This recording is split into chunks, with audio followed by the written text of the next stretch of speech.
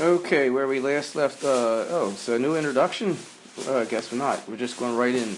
Where we last left off, our hero was the non-controlling interest, and we were trying to figure out where the non-controlling interest works out towards 1231.15. Well, we definitely are going to need to know in these problems what the opening non-controlling interest is.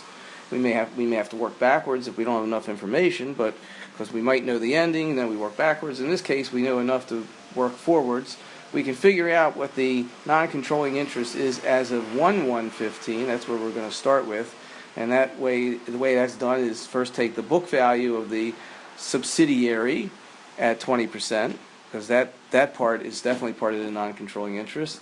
Then allocate, or adjust, I should say, is the best word. Adjust for the fact that we're going to do an A entry, and in that A entry, some of that A entry, or 20% of it anyway, is going to go towards the non-controlling interest.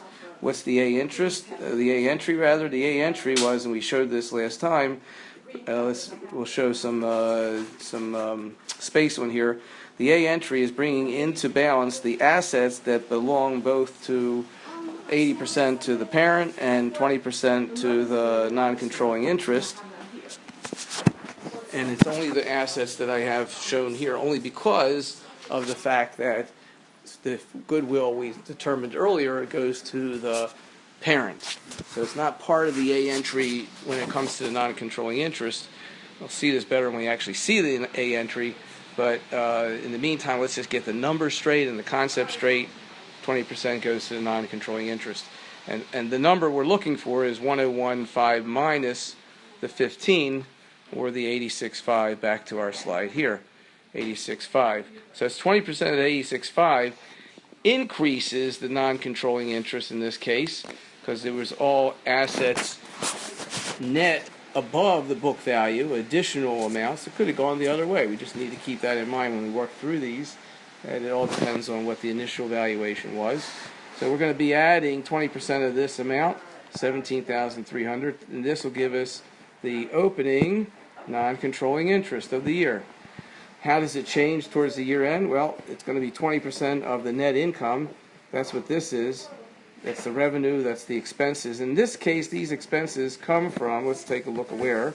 They come from the balance sheet given to us. Here's the income, the revenue, 360, and here's the expenses, 190. So it's given to us. And you might say, and you should say, you should say, well, wait a minute. You just told me the expenses are 190. Why does it say 196.5? And that's a good question.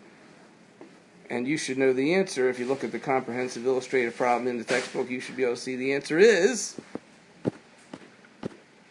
you guessed it. I'm going to make some room on here. You guessed it. It's the annual amortization for the year. Remember, we're only looking at 1 year right now. We already took into account the prior 4 years when we're doing the A entry. This is just concerned about the year, and we're only concerned about this year's subsidiary's net income at this point. That's what we're doing, because this is the opening. Now we're just trying to get to the ending non-controlling interest share, so we have to put 20% of its net income, but include the amortization. And so that number comes out to be 32.7. 20% of the dividends, you know that how that works. That comes out of the non-controlling interest, because non-controlling interest is mimicking what retained earnings would be for the non-controlling interest. So it's the same concept, absolutely. You could have said retained earnings to the non-controlling interest, but that gets confusing on a consolidated statement when you already have when you already have retained earnings representing the retained earnings of the parent. Whew. Man, I don't even know what I said, but I think I said it right. All right. So anyway, putting some erasures on the board here now for a minute, what this schedule does, and this is an important schedule to learn how to do. This is a real important schedule to learn how to do, because you're going to need to know. Sometimes you're going to have to work backwards. Sometimes you'll know this number, and you can get to this number. You just got to know this schedule. Just like another important schedule to know is this one here, where you're making a differentiation of how much belongs to the non-controlling interest of the goodwill. And I guess the better schedule to say is this one, where is it? Yeah, this one down here. This doohickey down here where you break up the goodwill, because that's going to be important when you do your A entry. Now I've been saying A entry this, and A entry that, and A entry over here. And so let's see the A entry, for crying out loud, after all that. Let's see what it looks like. Here, well, that's the S entry. Here is the A entry. Let's look at the A entry, then we'll come back. But we've been spending so much time on getting to the A entry. Notice that all this adds up to that schedule 1015. Now, that's great, and you can get that all from that schedule. What schedule? Just to show you one more time, it's this schedule here. Let me take some erasure to the board. It's this schedule, where it's giving you what the balances should be at 1/115 of, and it's the balance adjustments, by the way. It's the balance adjustments based on the excess original minus the excess amortization over the prior 4 years. So it's giving it for building, land, equipment, realty, and goodwill. Now going back, let's go back to the A entry. Here we are. So that's where all these numbers come to, and they're going to add up to 1015. Now, normally, if the goodwill was being divided up equally, 80-20 in this case, you could just take 80% of this number here, and that would go here against the investment in Sun Company, and 20% would go here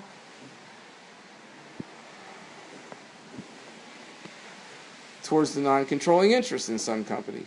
And at the end of the story. The problem is that the goodwill, in this case, only belongs to the parent. So to do this sort of 80-20 analysis that way for the A entry doesn't work. That's why you got to know where the goodwill goes, who it belongs to.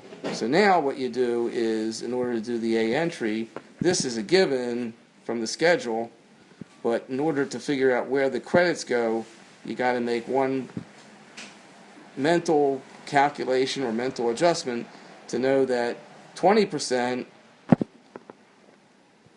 of this does belong to the non-controlling interest, but 100% of this belongs to the controlling parent interest, or goes against the investment.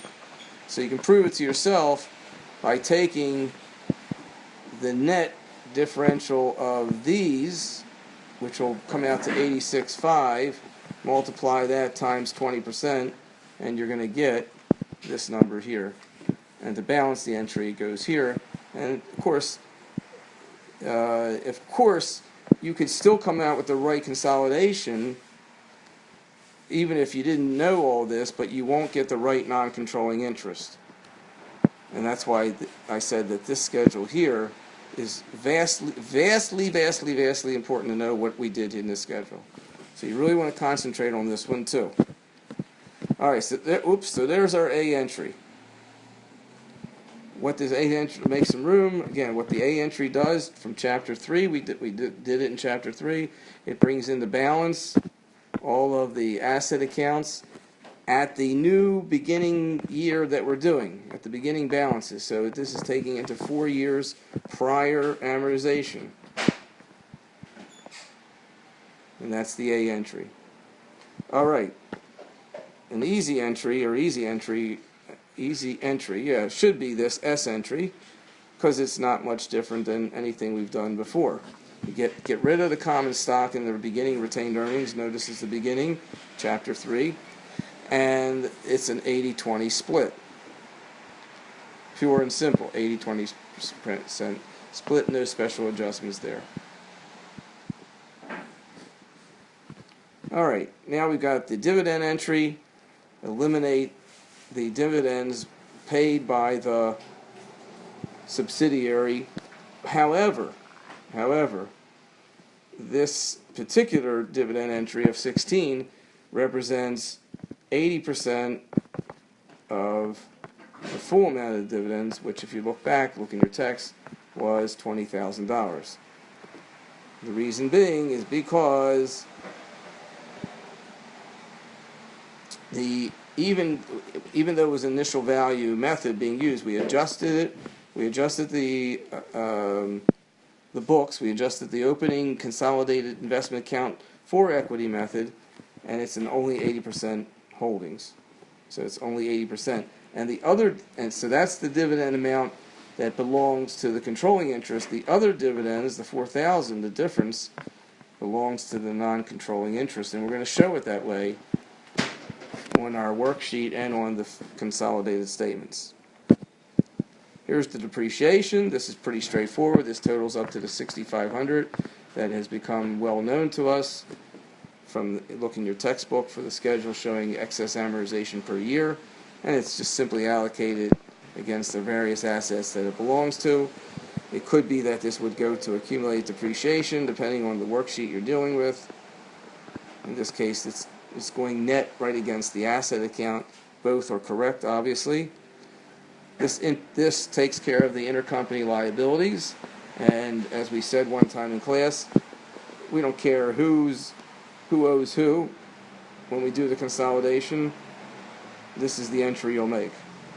It'll be the same every time on a dime for 45 cents on a dollar. I don't know what I'm talking about, but I do know that this entry is going to be the same for all intra-entity receivable payables. It's the same one all the time. And that takes us through what I wanted to point out so far with the comprehensive illustrative problem. Let me know if you want me to do something else with it. If you have other questions, you should read through it very carefully. Make sure you understand fully, not just the video, but how the problem is tackled.